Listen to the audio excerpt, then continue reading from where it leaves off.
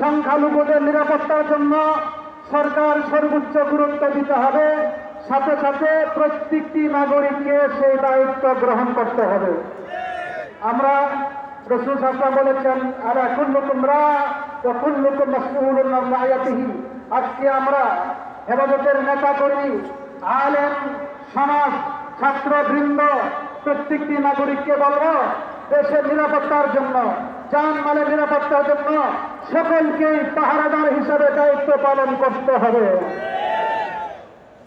সাথে সাথে আজকে যে সমস্ত ভাইরা ছাত্র জনতা আন্দোলন করে শহীদ হয়েছেন, আহত হয়েছে, শহীদদের জন্য মাগফিরাত কামনা করি, আহতদের রোগ মুক্তির কামনা করি এবং তাদের হত্যাকারীদেরকে দৃষ্টান্তমূলক শাস্তি, সঠিক তদন্ত করে তাদের সর্বোচ্চ শাস্তির ব্যবস্থা করতে হবে।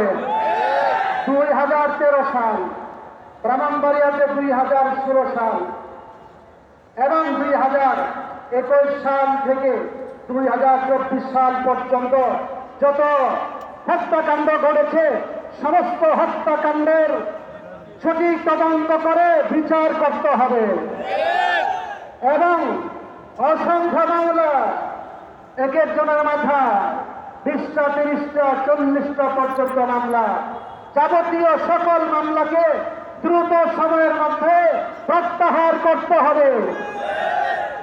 পরিশেষে বলতে চাই, শিক্ষানীতি, ইসলাম বিরোধী শিক্ষানীতি বাংলাদেশের মুসলমানরা, জনগণ মেনে নিবে না। শিক্ষানীতির মধ্যে যে সমস্ত বিষয় ইসলামের সাথে সংঘর্ষিত, এই বিষয়গুলো প্রত্যাহার করতে হবে, সেই বিষয়গুলো প্রত্যাহার করতে হবে। সংখ্যালঘুদের মন্দির পাহারা দেওয়া হচ্ছে, আমরা প্রত্যেকেই দায়িত্ব পালন করব, সংখ্যালঘু যাতে নির্যাতিত না হয়।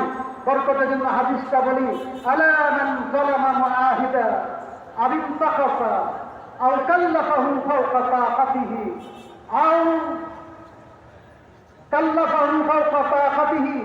আও আখাযা মিনহু শাইআন মিন গায়রি তিবি নাফসিন ফাআনা হাদিসু। হাদিস ওলামায়ে কেরাম বলেছেন, তোমরা জেনে রেখো, যারা সংখ্যালঘু মুসলিমকে মুসলিম রাষ্ট্রে নির্যাতন করবে অথবা তার হক আদায়ে ত্রুটি করবে অথবা তার সাধ্যের বাহিরে তাকে কোনো দায়িত্ব দিবে, অন্যায়ভাবে কোনো কিছু তার থেকে গ্রহণ করবে, রাসূল বলেন, আমি তার বিরুদ্ধে কিয়ামতের দিন বাদী হব।